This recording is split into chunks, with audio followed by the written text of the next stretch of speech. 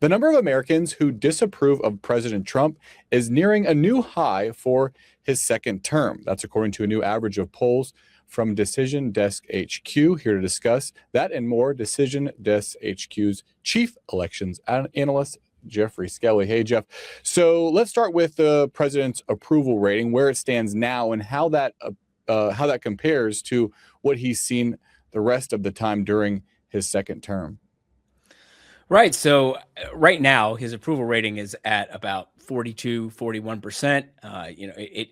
It's moving around by a few tenths of a point, but it's hovering right there in between sort of 41 and 42%. And to put that in perspective, this is basically about his low for his second term. So he's about a year into his second term in office, and this is about his low point. Meanwhile, his disapproval rating is hovering around 56%. Which is basically the high point for his disapproval, or low point, you might say, given disapproval is not a number you want to be high on.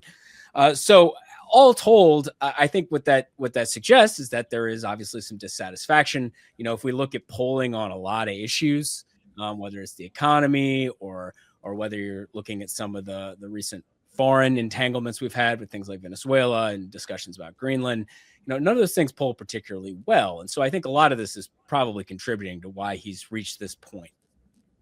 DDHQ did an analysis kind of looking into how these presidential approval ratings affect a party's performance in midterm elections. So we're heading into a midterm election later this year. What does this level of approval mean for the Republicans coming November? Right. So historically, there's very much a relationship between a president's approval rating and how well or poorly his party does in the midterm elections for the House. It's important to say the House because the House is actually a national election. All 435 seats are up. So whatever is going on in the national environment is more likely to sort of cascade down and affect the national picture across all of those House races. So historically speaking, a president in the low 40s in terms of approval rating tends to lose on average around 35 seats or so. It give or take a few, and there's definitely a range there. It wouldn't be a shocker that if President Trump's approval rating is around 42% in November of 2026, that his party maybe loses 20 seats, but it also could lose 40. There is definitely some range around that average. But I think all in all, what it does suggest is that historically speaking, this is not a good place for the president's party to be. Now, to be clear, it's always difficult for the president's party in a midterm election. They're outside of a few outliers. The president's party usually loses ground in the House. Part of that is that the other party, the opposition party, its voters on average are maybe a little bit more likely to turn out. They're a little bit more intense and a little bit more energized because they're unhappy, more likely to be unhappy with the status quo.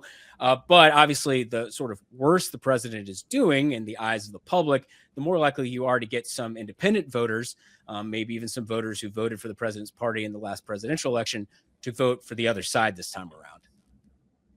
Another way to look at, going into the elections, how each party is going to perform is the so-called generic ballot. Where do we stand with that, and why is that important as we head into a midterm election? Right. So somewhat like the approval rating for the president, the generic ballot, which asks voters or asks respondents in a poll, which party do you plan to support in the upcoming election for the U.S. House? Again, it's the national election that's going on. So which party would you prefer to be in control of Congress? And historically, there's a decent relationship between numbers in the generic ballot polling and where things end up come the midterm election. It's maybe a little less predictive than approval rating, but nonetheless, if a president's party is trailing in the generic ballot, as is the case right now, it's about 4 or 5 percentage points in margin that Republicans are down right now. There's a tendency for that number to actually grow as you get closer to election day. The president's party tends to lose ground. And so with that in mind, and being, the fact that we're here in January, that should be very concerning, I think, to the GOP. It doesn't necessarily mean that it's going to be, 10 points or something for the Democrats in terms of a lead by the time you get to November. But it does suggest that it's going to be difficult maybe to make up ground at this point. Obviously we're still a long ways away from people actually heading to the polls, and in politics, it's an eternity, right? Anything can happen between now and then. What could I don't know, Republicans do to improve their standing? What circumstances could come to fruition that could change this analysis? I mean, I certainly think it would help Republicans if the American people started to feel better about what's going on with the economy. So if some of the policies that the Trump administration has implemented, that the Republican Congress has backed, if those started to pay dividends, if voters started to feel those a bit more and became a bit more positive in their sentiments about how the economy is doing, that would probably help the president's numbers. It would probably help the Republicans' numbers in the generic ballot. So some of that is a matter of, do some of these policies take effect? Do they start to, do people start to feel them in a good way? At the same time, I think it's also important for the Republicans, for the president to maybe not pursue policies that are polling so poorly. It's not to say you can't pursue policies that are unpopular. Obviously, public opinion can shift. And a president has the bully pulpit to try to shift public opinion in terms of the policies that he is pursuing.